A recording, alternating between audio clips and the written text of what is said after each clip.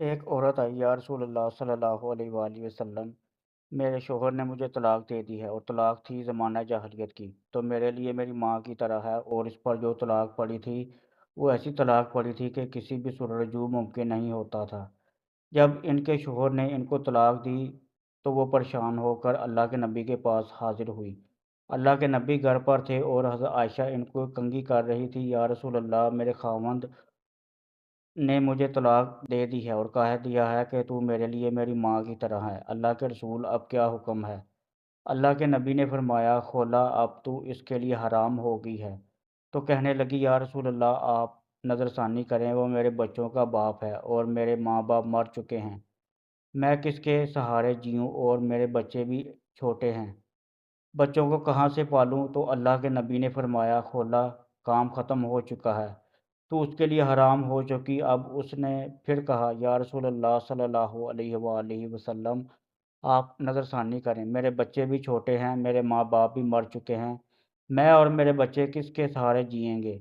جب خولا نے تیسری مرتبہ بھی فریاد کی تو اللہ کے نبی چپ کر گئے، بیٹھ گئے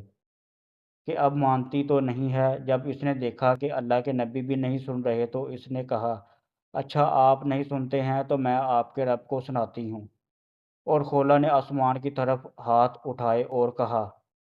اے میرے رب، میرے چھوٹے چھوٹے بچے ہیں، میں اپنے پاس رکھوں تو روٹی کہاں سے کھلاؤں، اور اگر اپنے شوہر کے پاس رکھوں تو ان کی تربیت کون کرے گا؟ تربیت تو ماں کرتی ہے۔ اے میرے رب، تو اپنے نبی کی زبان پر میرے حق پر فیصلہ اتار۔ اب اس کے ہاتھ نیچے نہیں آئے تھے کہ اللہ کے نبی پر وحی طاری ہوئی، اور جب وحی ختم ہوئی تو آپ نے آنکھیں کھولی اور مسکرا پڑے اور فرمایا، خولا مبارک ہو، اللہ نے تیرے حق میں فیصلہ دے دیا ہے، اور اللہ نے اسے حدیث کا حصہ نہیں بنایا بلکہ قرآن کا حصہ بنا کر، تاکہ قیامت تک ہر لڑکی پڑھے اور دیکھے کہ اللہ سے تعلق رکھنے والی عورت کے لیے یوں اللہ تعالیٰ فیصلے اتارتا ہے، یہاں تک کہ اپنے قانون بھی بدل دیتا ہے۔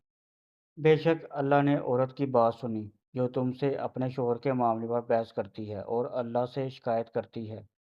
اور اللہ تم دونوں کی گفتگو سن رہا ہے، بے شک اللہ سنتا دیکھتا ہے۔ اللہ نے خولا کو بڑی عزت دے دی قرآن میں، اور صرف ایک آیت نہیں بلکہ پورے دور کو اتارے۔ اور اللہ نے فرمایا، ہاں ہاں میرے محبوب، جب آپ اور خولا آپس میں تکرار کر رہے تھے، آپ انکار کر رہے تھے،